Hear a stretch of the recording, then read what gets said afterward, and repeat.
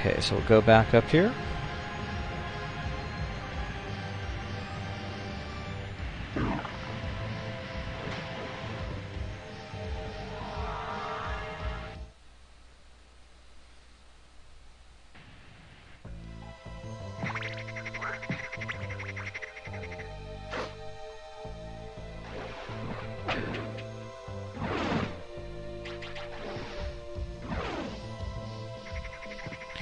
Yeah, we'll just kind of go down here now. Not a whole lot, well, really anything else to do in the cavern, so we'll just go down to the abandoned mine.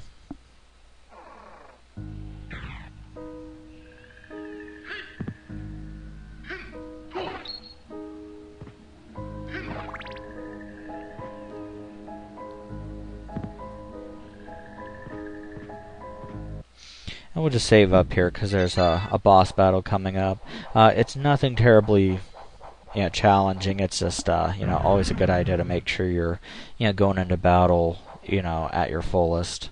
Obviously, because if you die, you're going to have a lot less backtracking to, or not backtracking, but catching up to do.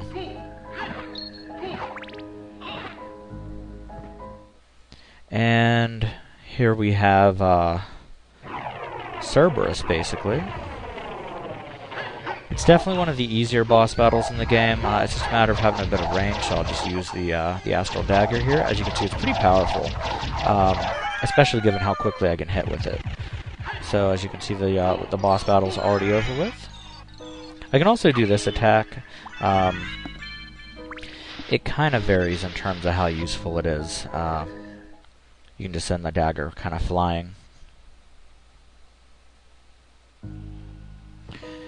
And what we'll do here is actually get out one of the familiars that we can thankfully use to open this this area right now. Basically, there's a switch that needs press, and there's only 2 familiars that can actually press it. There's the demon. Not sure if this is it or not.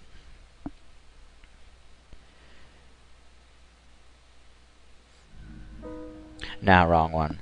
So yeah, let's try another. But basically, there's the Nose Devil and then there's the Demon. Both of them can actually, activate the switch. And the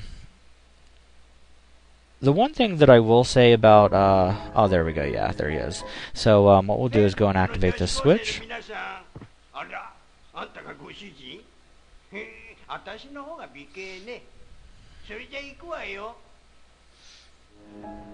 Yeah, I don't think he's gonna do it, so what we'll do is just go right back here. We'll go back into the screen. There we go. Now he's activating it. But yeah, the thing I really do kind of prefer about the US release is that you basically have 2 recycled familiars in the Japanese version of this game, or the PSP one. And the downside is it kind of offsets the balance, and it kind of defeats the purpose of exploring this whole area, because you'll notice that a little later in this area I'm going to get the demon card, which in the US release was a lot more important. Whereas now I just have the second familiar card that I had already gotten, and I don't really need to worry about exploring this whole area. I will anyway though. And yeah, here's a Venus Weed. One of the cooler enemies in the game, in my opinion. That and the blue Venus Weed, which you'll see a lot later. And this is the Ring of Ares. It's actually going to be a really useful accessory, so I'm going to equip it right now. You take a substantial hit to your defense. As you'll notice, it goes down to basically 0. It actually just goes down by, I think, 20-something. But basically, it really pumps up your offense. The A and C values over there, those are basically representing my attack button. So yeah, I'm going to definitely equip that, simply because it's really going to help to put a lot of the bosses under more quickly. There really isn't a whole lot else here that I want to use, so I'll just put that on for right now. And then we'll just kind of continue on our way here.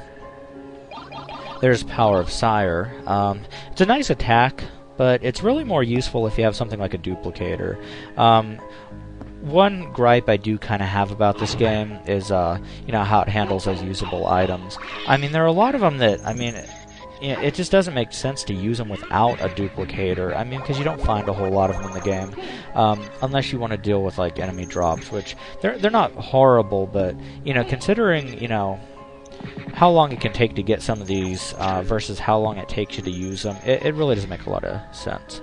And yeah, as you can see, whenever she grows to full size, she's definitely, you know, one of the more dangerous enemies that you can encounter in the game. So, you know, it's best to not let them actually get to that point.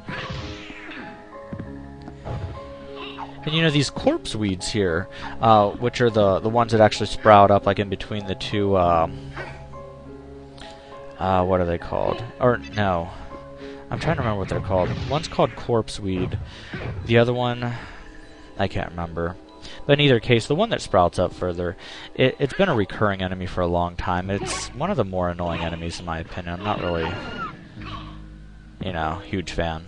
But yeah, this area in general, it has some really good atmosphere to it. You know, the music, you know, just the overall feel. Whenever you know, break portions of the level off, just the way that stuff like debris and whatnot goes flying, it's really well done. I mean, you just get like a real sense of fuck. But yeah, you get a real sense of oh, what's the word? I mean, just basically, you know, being completely alone, essentially, in the game. I mean, it just has, like, a really haunting vibe to it. What we're going to do is kind of go over to the left here, clearing these out. These can be a little bit annoying. Nothing major, but those imps, they're in a lot of different games as well. There we go.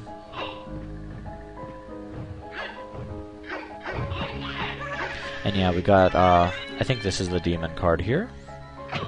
And again, it really doesn't have much of a purpose now, because there's there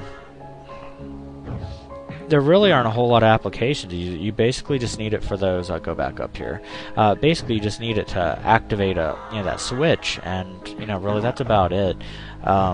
You know, you can use your familiars as like attackers and whatnot, but compared to the kind of damage you can do, they're just really insignificant. And of course, there's our snake teleporter. So we just wanted to kind of open that up real quickly.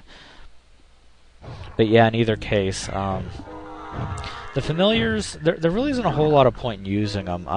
Maybe the fairy or the sprite, just because, you know, if you're newer to the game, you know, they can come in handy because they'll like heal you. They'll cast, you know, different types of. They'll use different kinds of medicine. Like, for instance, if you get petrified, you know, they can, you know, give you like, you know, something that'll, you know, unpetrify you. Same thing with like poison and stuff. But they're just like a little overzealous with it. I mean, it's kind of annoying because you're just.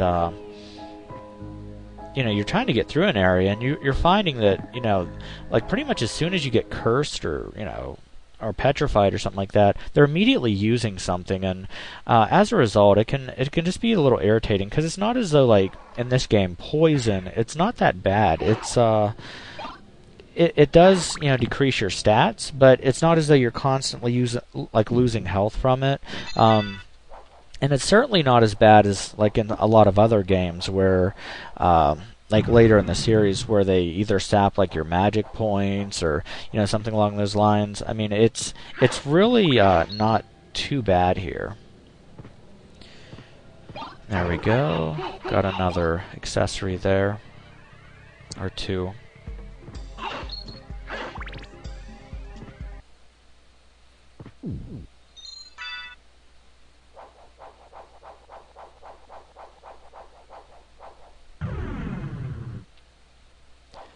Yeah, this is, yeah, definitely one of the, you know, more interesting points in the game. Just because, like, there's a decent variety of enemies in here, and plus it's just, yeah, overall, yeah, there's just a lot that's introduced here as far as like. You know, like how you approach it and everything like that. what we'll do here is we'll just kind of fill in this room, this 2x2 room here, and we'll go back over to the left here, though,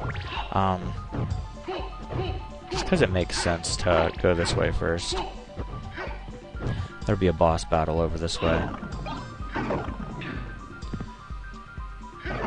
And yeah, these caskets or whatever they are in there, I mean, they're just they can be a little bit tricky to get past. Sometimes it's good to just go into bat form and get past all of them, but there's really no point. There's no real big hurry or anything.